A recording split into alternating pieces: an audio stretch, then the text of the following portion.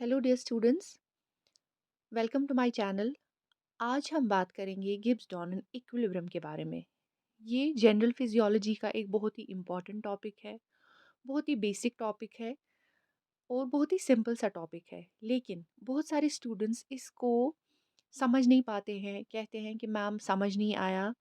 तो इसको आज की इस वीडियो में मैं सिंपल वर्ड्स में समझाने की कोशिश करूँगी ताकि आप सब लोग इसको अच्छी तरह से समझ सकें और जब भी आपको कोई क्वेश्चन आए इसके रिगार्डिंग उसका आप आंसर दे पाएँ।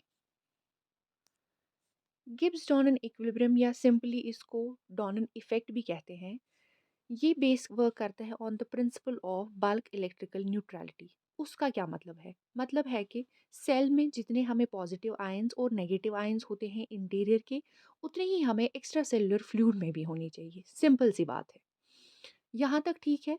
लेकिन नेगेटिव आयंस जो आयंस होते हैं, डिफ्यूजिबल आयंस जिनको हम बोलते हैं, डिफ्यूजिबल आयंस, उनके अलावा भी आयंस होते हैं जो कि इंट्रासेल्युलर प्रोटीन्स होते हैं। ये जो होते हैं ये नॉन डिफ्यूजिबल होते हैं।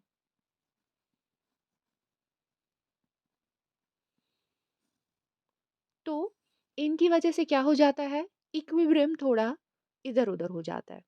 तो अब इस इक्विलिब्रियम, ये रियल सिचुएशन सेल में है। पॉजिटिव चार्जेस भी हैं, नेगेटिव चार्जेस भी हैं, लेकिन आधे डिफ्यूजिबल आयंस भी हैं, आधे नॉन डिफ्यूजिबल आयंस की भी है। तो अब गिब्स डॉनन इक्विलिब्रियम क्या कहता है? वो कहता है कि इस नेगेटिव चार्ज की वजह से जो मूव नहीं करता है सेल के बाहर, इसकी वजह से ये जो डिफ्यूजिबल आयंस होते हैं ये सेल के अपने आप को रीडिस्ट्रीब्यूट करते हैं to maintain net electrical neutrality across this membrane. इस मेम्ब्रेन के अक्रॉस नेट इलेक्ट्रिकल न्यूट्रलिटी को मेंटेन करने के लिए ये डिफ्यूजिबल आयंस खुद को रीडिस्ट्रीब्यूट करते हैं। बिकॉज ये वाले आयंस अंदर से नहीं हिलते हैं, ये बिकॉज ये प्रोटीन्स हैं, ये प्रोटीन सेल के बाहर नहीं जाते हैं।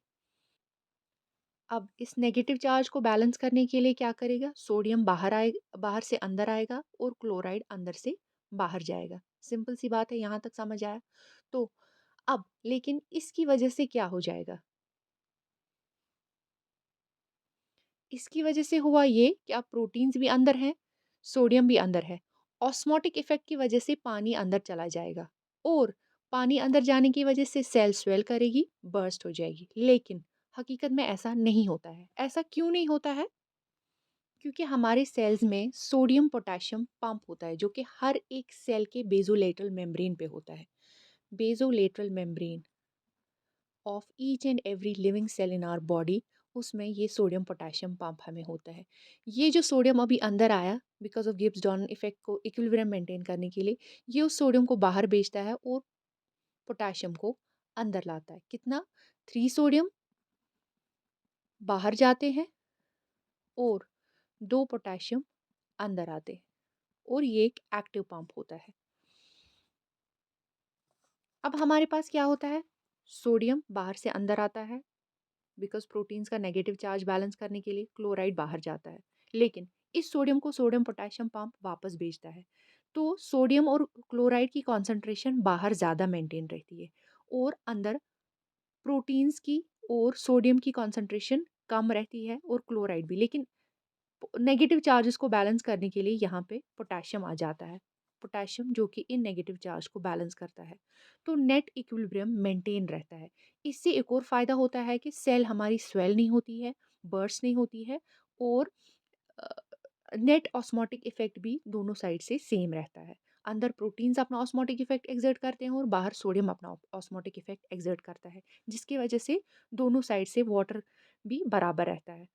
लेकिन अब अंदर प्रोटीन्स होने की वजह से ये जो नेगेटिव चार्जेस को रिपेल करते हैं, ये प्रोटीन्स, इनका इलेक्ट्रिक फील्ड बहुत ज़्यादा होता है क्योंकि ये बहुत लार्ज मॉलिक्यूल्स होते हैं।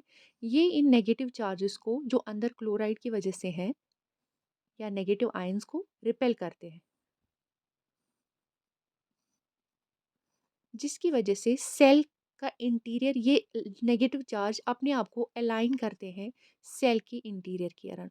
और बाहर चूंकि पॉजिटिव चार्जेस की टेंडेंसी हमेशा रहती है अंदर आने की, क्योंकि सोडियम हमेशा उस इफ़ेक्ट को वापस करने की कोशिश करता है, गिब्स डॉनन इफ़ेक्ट को वापस लाने की कोशिश करता है। तो इसकी वजह से क्या होता है, हमारा interior at the level of cell membrane, ये सिर्फ़ इधर होता है ये पॉज़िटिव और नेगेटिव। क्योंकि अगर ऐसा नहीं हुआ, नेट जो interior whole of the cell होता है, वो पॉज़िटिव, वो इलेक्ट्रिकल न्यूट्रल होता है with respect to exterior of the cell. लेकिन ये सिर्फ़ पॉज़िटिव और नेगेटिव एट द यहाँ सिर्फ़ यहाँ पे होता है। क्योंकि इन प्रोटीन्स को बैलेंस करने के लिए ये नेगेटिव चार्जेस को रिपेल करते हैं और पॉजिटिव चार्जेस को अपनी तरफ खींचने हैं। सोडियम की टेंडेंसी होती है अंदर आने की, लेकिन सोडियम पोटेशियम पंप उसको वापस भेजता है और पोटेशियम को अंदर लाता है to balance the positive charge. अब अगर हम गिब्स डॉनन इफेक्ट को इन शॉर्ट एक लाइन में बोलने की कोशिश करेंगे तो वो क्या होगा, it is the unequal distribution of diffusible ions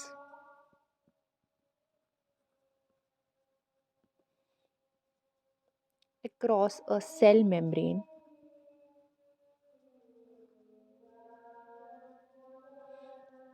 due to the presence of non-diffusible ions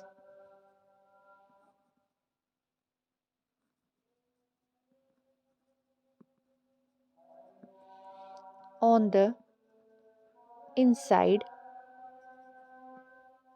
of cell membrane।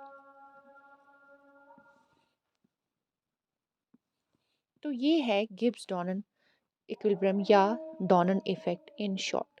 उम्मीद है कि आपको ये समझ आया होगा, और अगर आपको मेरा वीडियो पसंद आएगा तो आप प्लीज़ मेरे वीडियो को लाइक कीजिए, मेरे चैनल को सब्सक्राइब कीजिए और इस वीडियो को प्लीज़ शेयर कीजिए। Thank you so much.